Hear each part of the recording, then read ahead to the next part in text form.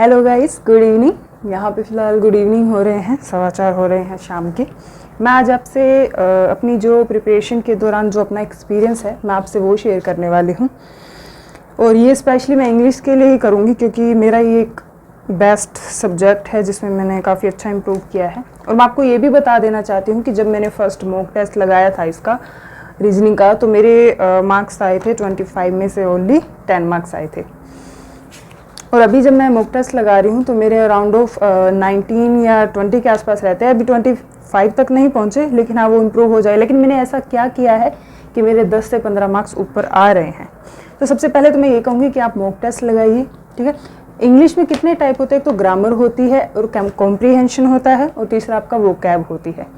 मैं आपको वोकैब का बेस्ट तरीका बता रही हूँ क्योंकि ग्रामर थोड़ी इंटरेस्टिंग है, आप कर भी सकते हो। कॉम्प्रीहेंशन भी ठीक है, आप पढ़ोगे उसे बार बार रीड आउट करोगे तो अंडरस्टैंडिंग बन ही जाएगी। प्रॉब्लम जो सबसे ज़्यादा आती है वो आती है वोकैब में। तो मैं आपको वोकैब के लिए बताऊँगी। जैसे कि मैं मॉक टेस्ट लगाती हूँ तो उसमें जितनी भी जो वोकैब यूज़ होती है, चाहे उसमें वन वर्ड हो, सिनोनिम, एंटोनिम या फिर वन वर्ड सब्स्टिट्यूशन, जो भी होता है, मैं सबको एक नोट्स में लिखती हूँ। जैसे कि आप ये देख सकते हैं, ये मैंने नोट्स बनाए हुए हैं खुद के। इसको हटाती हूँ, ये देखो, ये मैंने खुद के नोट्स बनाए हुए हैं। उसमें उल्टा दिख रहा है क्या? कैसे दिखाऊँ? इस तरीके से दिखाऊँ? ना, इट्स ओके, अभी भी उल्टा ही दिख रहा है। चलो मैं आपको वैसे ही बता रही हूँ जनरली कि मैंने इस तरीके से नोट्स बनाए हुए हैं, अपने खुद लिखे हैं मैंने ये नोट्स। ये देख लीजिए इस तरीके से। इसका बेनिफिट क्या है? एक तो ये देखिए इस तरीके से का ये नोट्स है। इसका बेनिफिट ये है, एक मिनट, कि एक तो जितने भी प्रीवियस ईयर के अंदर जितने भी आपकी वो कैब आई है, एक तो आपकी वो प्रैक्टिस हो रही है, ठीक है। और साथ में आप मॉक टेस्ट भी दे रहे हो, जिससे आप क्या है, रिवीजन के टाइम आपको बार बार उसमें जैसे आपको स्क्रीनिंग भी कम करनी होती है। आप चाहते हो कि मुझे सिर्फ ओनली मोस्ट इंपॉर्टेंट ही पढ़ने हैं, तो उससे क्या होता है कि आपके मोस्ट इंपॉर्टेंट जो है वो आप टेक आउट कर रहे हो, आप निकाल रहे हो। तो ये जो नोट्स है ये ओनली वो नोट्स है जिसे आपको एंड में रिवीजन करना है, इसे परफेक्ट करना। आप ज़्यादा वो कैब में मत जाइए क्योंकि जितना ज़्यादा आप सोचोगे उतना पजल ही होंगे और माइंड में इतना कुछ नहीं भी जा सकता, क्योंकि सब्जेक्ट ओनली एक ही नहीं है। आपको मैथ भी करनी है, रीजनिंग भी करनी है, जीके भी करना है, जो कि इतना वास्ट है। तो माइंड को थोड़ा रिलैक्स भी देना है, क्योंकि एक ईजी सब्जेक्ट है और इसमें कितनी की वो कैब होगी, घूम फिर के वही आएगी कहीं ना कहीं से। तो मेरा सिर्फ स्पेशल यही कहना है कि आप मॉक टेस्ट लगाइए, ठीक है। उसमें से आप वो कैब निकालिए जो भी आपको नहीं आ रही है।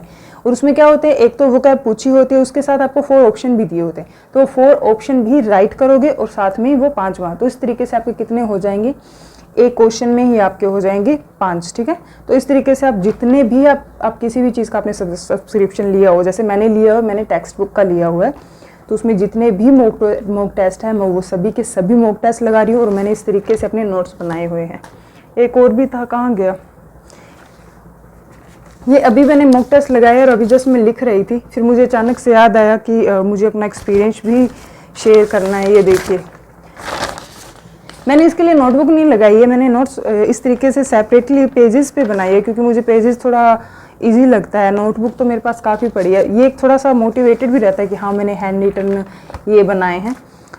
और रही बात आरसी की, जो रीडिंग कॉम्प्रीहेंशन होता है, उसके लिए मैं आपको बेस्ट तरीका बता देती हूँ कि आप द हिंदू से रिलेटेड एक एडिटोरियल लीजिए, उसे पढ़िए, उसमें से भी आप वो कैब निकाल सकते हो। कैसे? क्योंकि वो काफ़ी टफ लैंग्वेज में होता है द हिंदू वाला। उसमें जो भी आपको टफ वो कैब लगे उसे निकालो और इस तरीके से नोट्स में लिखो। मॉक टेस्ट के लिए आप अलग बना लो, जैसे मैंने भी 2 बनाए हुए हैं, ये मॉक टेस्ट के लिए हैं और ये एक जो मैं रीडिंग में से करती हूँ वो है। तो इन दोनों को बाद में आप आधा घंटा देके रीड आउट कर सकते हो, रिवीजन कर सकते हो बार बार।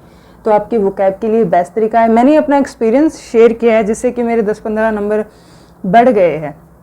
अब आप कहोगे कि ओनली वोकैब से 10-15 नंबर कैसे बढ़ गए? तो रीज़न ये है क्योंकि उसमें रीडिंग कॉम्प्रीहेंशन भी आता है। तो मैं रीडिंग करती हूँ तो मेरा वो भी इम्प्रूवमेंट हो जाता है। जैसे PYQ भी आता है तो वो भी उससे रीडिंग से ही इम्प्रूव होता है। जब तक उसमें अपने को वो कैब ही कैचअप नहीं होगा, वो कैब ही नहीं समझेंगे, तो अपनी उसकी लैंग्वेज भी नहीं समझ सकते। तो ओनली इस चीज़ से वो कैब से मेरा काफ़ी कुछ कवर हो चुका है। और रही बात ग्रामर की, ग्रामर मुझे काफ़ी इंटरेस्टिंग लगती है, तो उसमें मेरे को ज़्यादा इशू भी नहीं आता।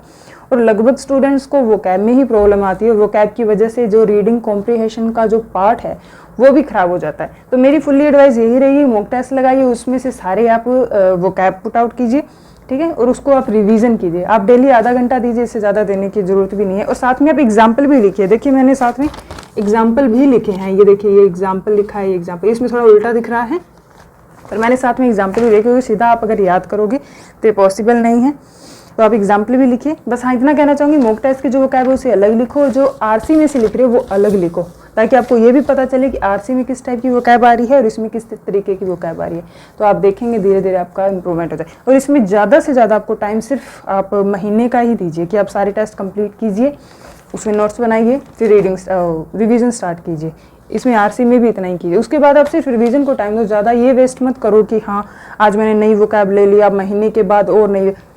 वो आपने बहुत बार स्टॉपर से भी सुना होगा कि क्वांटिटी कम रखिए, रिवीजन खूब कीजिए, क्वालिटी होनी चाहिए, जो भी आप पढ़ रहे हो उसकी क्वालिटी होनी चाहिए।